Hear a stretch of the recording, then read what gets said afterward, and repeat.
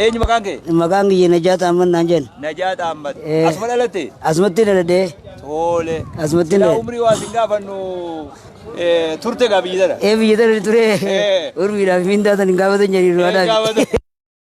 Martiin gaafanne malee dhiira numa gaafatan. Kan dhiiraa ufaati miti.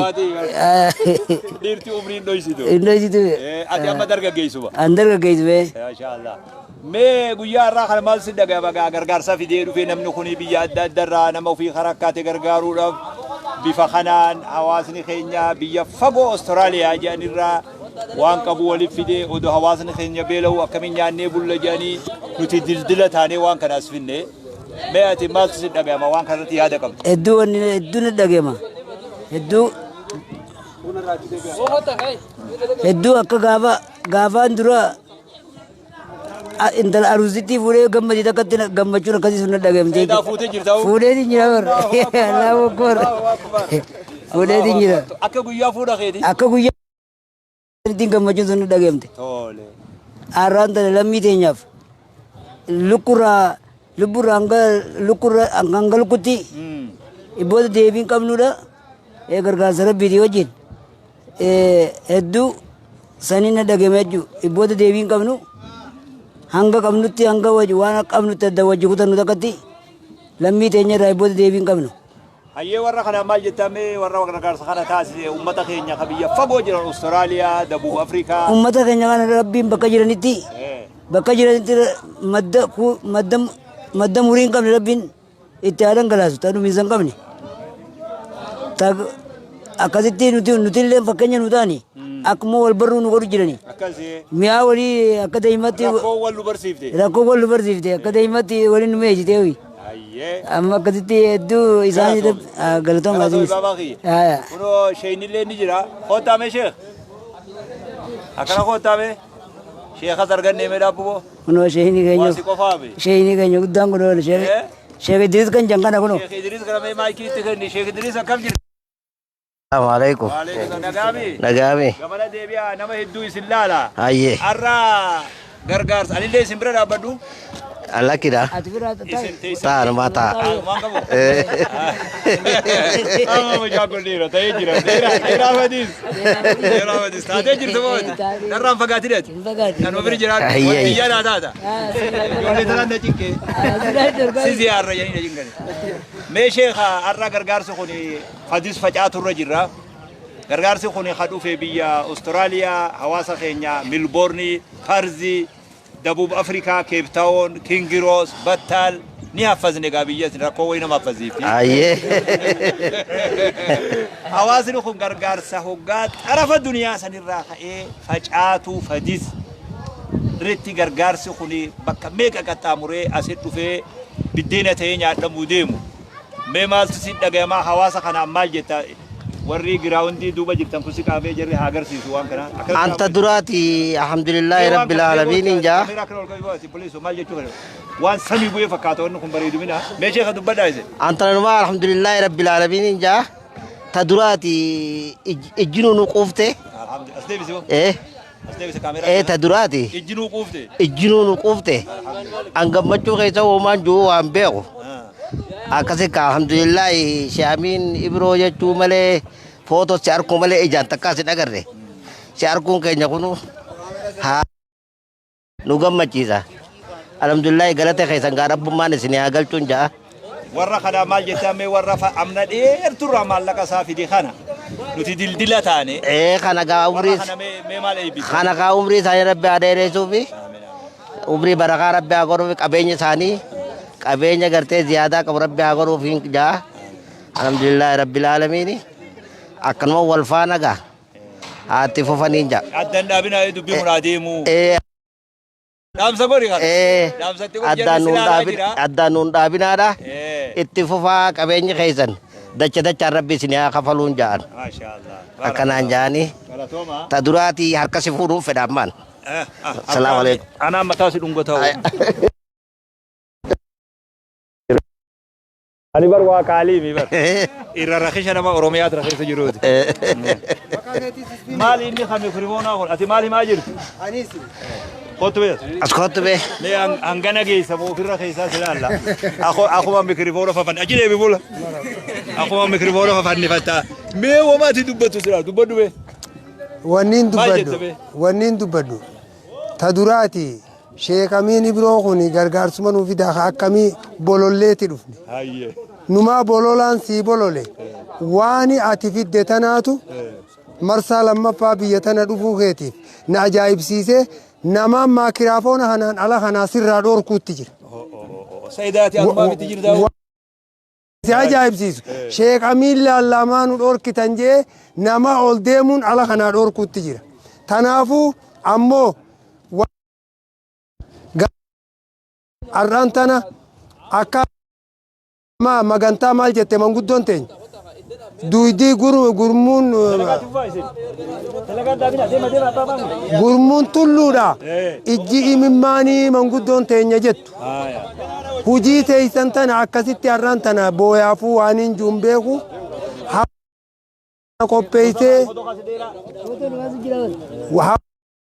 qopheessee biyya hundarraa akkatti nuu fidu kanaas galatoonfachaadha waan takkaa hin dhagayin akka kitaabni jiru waan takkaa hin dhagayin tan takkaan arkin ta qalbii namaallee hiyyaa ani gartee kitaabni jiru sani har'aan tana biyya tana teenya tana keessatti rakkataa keenyaaf dalaydanii warri alaa umrii teessanis barakaa riskiidhaas rabbiin barakaa keessa isinii haa kaayu qabeenya kaduriin addaa rabbii isinitti haa kennu waan kana ittuma nuufufaa jechaadhaan barbaade. Mikrofoona laaftutti hin fudhanne. Dhiira booti. Eenyu siin jaan? Naan jaan gabaabummaan kun hajjiidhaas dhaqeetiin jira. Dachii amma sadii qofaan qote. Sheekh Mahammad Durrii Sheekh Yuusuf Baasoo jaaniiti isaan kaddamaa ture amma 8. Amma dhagaye. Walaloo Sheekh Durrii san takkuma lamallee ni beeyta. Akka garbaati. Nuujii hime. Akkasitti Sheekh Mahammad Durriin dubbii rabbii bakka durii hiite kan jaljiree taa'aniitu fiinte. Ni dhageessaniimi?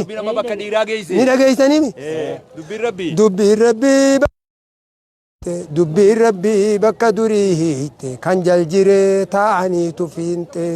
Kan jaljiree taa'antu? Kan jaljiree baateeti. Allahu akbar.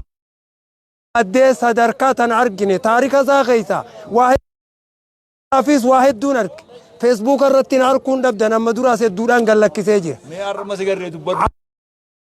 Isiniin jiru isin kanatti waan dhufaa fuula duraaf wanni firraa eeydan maal jee Sheekh Mahammad Durriin garii nu hube sobaan nu gube wiliin sobamuu iyyoo.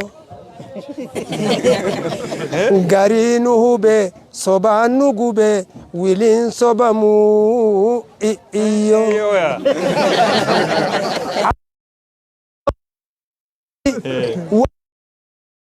Jala iyyoo.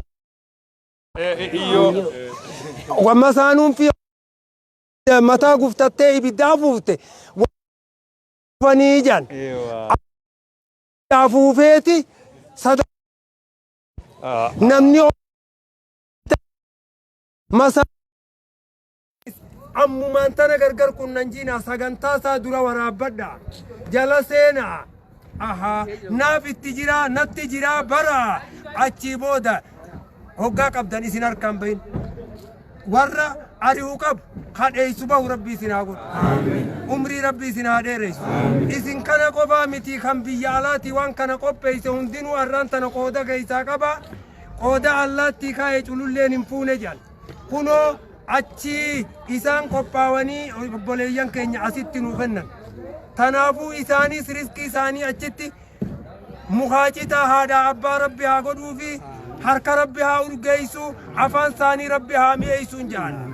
قالتهم يا دير أخي قالت قصة جبا قبدا نوري باسو خنا ميبو ياسي خنيني وان بيفدو ولا لو قبدو بكتك سرافون أما قالت كقفل وجهتي سلا ندبل تليبي واي يادة تنجرا واني يادة نجرا ميتا كمالا واني يادة hedduudhaatu jira oromoo waan keeysaa fidde waan inni jeen takkuma qofa isinii itti deebisa takkaan si dubbisa sheekanya booda fuunee si deemnuun isa takkiita haafitu ina garu kanaadha isaanii walaloo takkitiidha rabbumaa si akkasitti oromoo keeysaa ganaa dhufti je'eeti lafa kaa'e inni oromoo waan isin keeysaa maddu jira isin hin arkitan malee bashbashiinni foolatti dhaltu ilmooni jaalatti gufta dhoytuun ifuma keeysaa muka murtee mana jaarratti dhiirti rabbii durumaan taraarratti horru horarratti beeynu magaalaatti